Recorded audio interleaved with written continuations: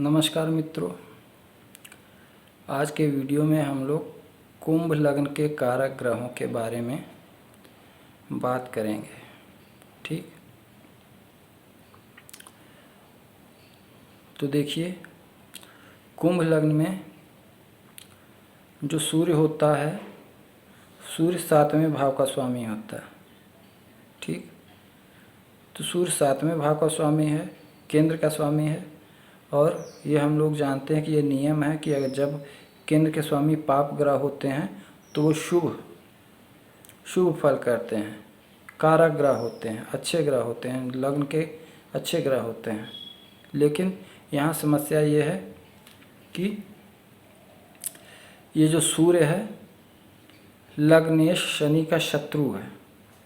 ठीक, तो इसलिए ये शुभ फल तो करेगा, लेकिन उसके शनि से शत्रुता की वजह से बहुत अच्छा फल नहीं कर पाएगा। ठीक, लेकिन इसे अच्छा ग्रह मानना ही, अच्छा ही ग्रह मानना चाहिए, शुभ ही ग्रह मानना चाहिए, लेकिन बहुत अच्छा, बहुत शुभ नहीं कर पाएगा। ठीक, उसके बाद देखिए,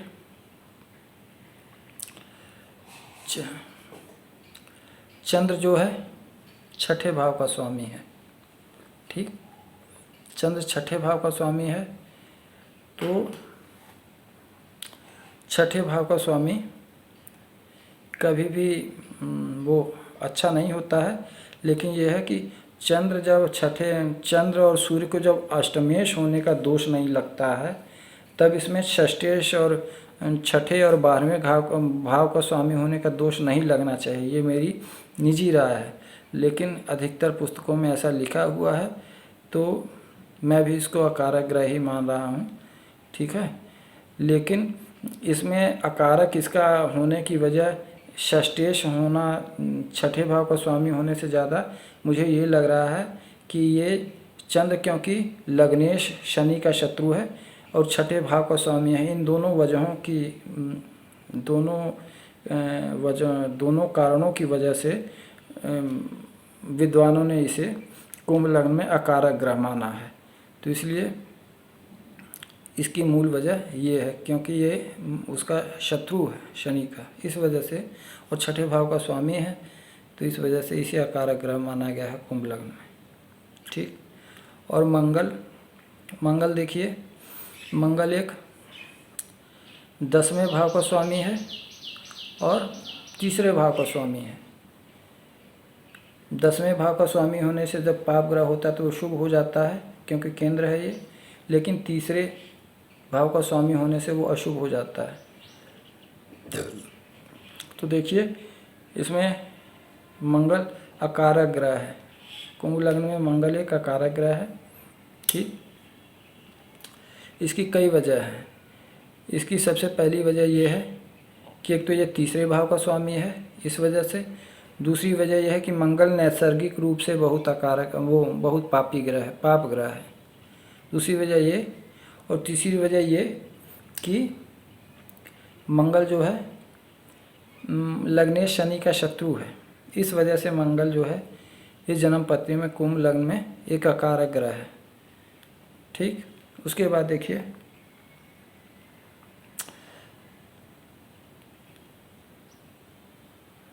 उसके बाद बुध जो है, बुध एक 5वें भाव का स्वामी है। उसके बाद 8वें भाव का स्वामी है।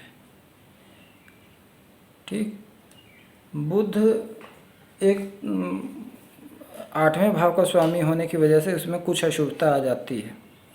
ठीक, उसमें कुछ अशुभता, क्या 8वें भाव के स्वामी होने से बहुत ही अशुभ हो जाता है ग्रह। लेकिन यहाँ कई स्थितियाँ हैं जो बुध को शुभ फल देने के संकेत देती हैं। उसकी वजह यह है, सबसे पहली वजह ये कि ये त्रिकोण का स्वामी है। त्रिकोण के स्वामी हमेशा शुभ फल करते हैं। दूसरी वजह ये कि नैसर्गिक रूप से ये शुभ ग्रह है। और तीसरी वजह ये है कि ये लग्नेश शनि का मित्र है। ठीक, तो इस वजह से बुध जो है उसमें अच्छा फल तो करेगा, लेकिन कुछ अशुभ फल भी करेगा, क्योंकि उसकी वजह यह है कि एक तो 8वें का स्वामी है, 8वें भाव का। दूसरी बात, उसकी मूल त्रिकोण राशि जो है 8वें भाव में ही पड़ रही, कन्या राशि उसकी मूल त्रिकोण राशि है, तो उसमें 8वें भाव में पड़ रही, तो इसलिए आधे कारण इसके अशुभ होने के हैं और आधे कारण इसके शुभ होने के हैं। तो इसलिए ये कुछ बहुत ज़्यादा शुभ फल तो नहीं कर पाएगा, कुछ अशुभ फल भी करेगा। ठीक, उसके बाद देखिए गुरु जो है इसमें दूसरे भाव का स्वामी है और 11वें भाव का स्वामी है। गुरु दूसरे भाव का स्वामी जो होता है तटस्थ रहता है, न्यूट्रल रहता है, तो इसलिए 11वें के हिसाब से शुभ या अशुभ होता है। और 11वां भाव जो है अच्छा भाव नहीं है, इसलिए ये एक अशुभ ग्रह हो जाता है। ठीक, तो जो कुंभ लग्न में है, कुंभ लग्न में गुरु जो है अकारक ग्रह है। उसकी कई वजह हो जा रही है। उसकी एक वजह यह है कि 11वें भाव का स्वामी है, इस वजह से। दूसरी वजह यह है कि शनि लग्नेश का शत्रु है। ठीक, उसकी ये वजह से भी है। ठीक है, तो ये 2 वजह से गुरु इसमें अकारक ग्रह होता है कुंभ लग्न में। और लेकिन यहाँ ये बात ध्यान दें, ये दूसरे और 11वें 2 धनदायक भावों का स्वामी है। तो इसी बार गुरु धन और भाग्य का नैसर्गिक रूप से भी कारक ग्रह है, इसलिए इसकी युति दृष्टि और स्थिति धन के लिए कुंभ लग्न में अच्छी रहेगी। लेकिन अकारक होने की वजह से तो ये बहुत अच्छा फल नहीं दे पाएगा, अपनी युति से अपने योग बनाए योगों का बहुत अच्छा फल नहीं दे पाएगा।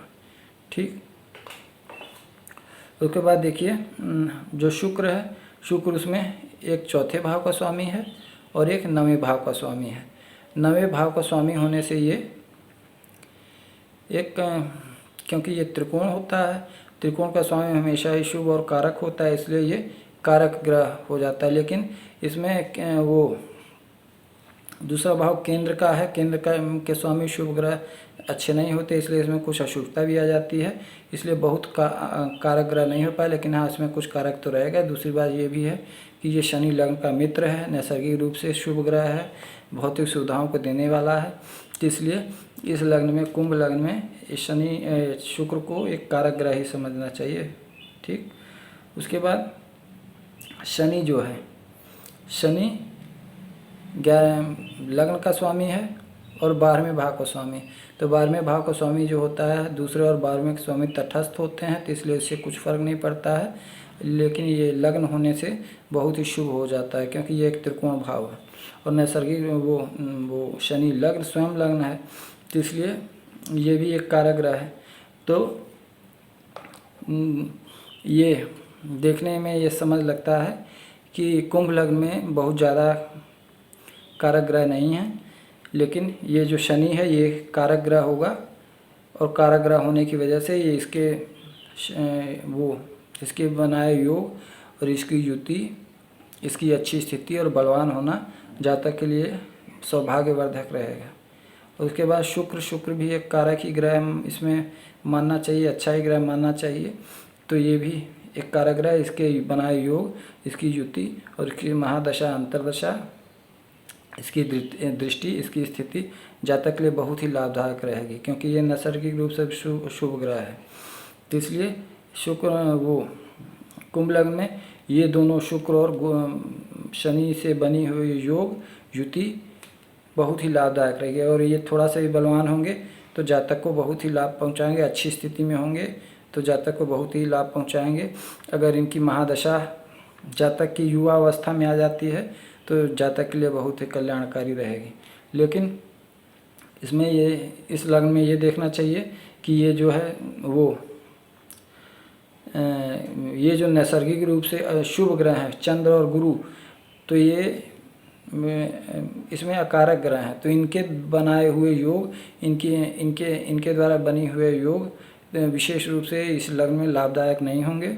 उसके बाद इनका ज़्यादा बलवान होना भी जातक के लिए अच्छा नहीं होगा। इनकी महादशा और अंतरदशा भी जातक के लिए बहुत अच्छी नहीं होगी। ठीक, तो ये दो वो इसमें मुख्य रूप से अकारक, ये भी अकारक ग्रह। उसके बाद मंगल की भी यही स्थिति है लगभग। ठीक, तो ये तीनों ग्रह इसमें अकारक ग्रह होंगे और ये बलवान होके बहुत अच्छा फल नहीं देंगे और जातक के लिए समस्याएं और वो परेशानियां ही पैदा करेंगे। और सूर्य जो है, सूर्य को अपनी स्थिति के हिसाब से और कुछ शुभ ग्रह रहेगा और अपनी स्थिति जैसी स्थिति बलवान होगा तो अच्छा फल देगा।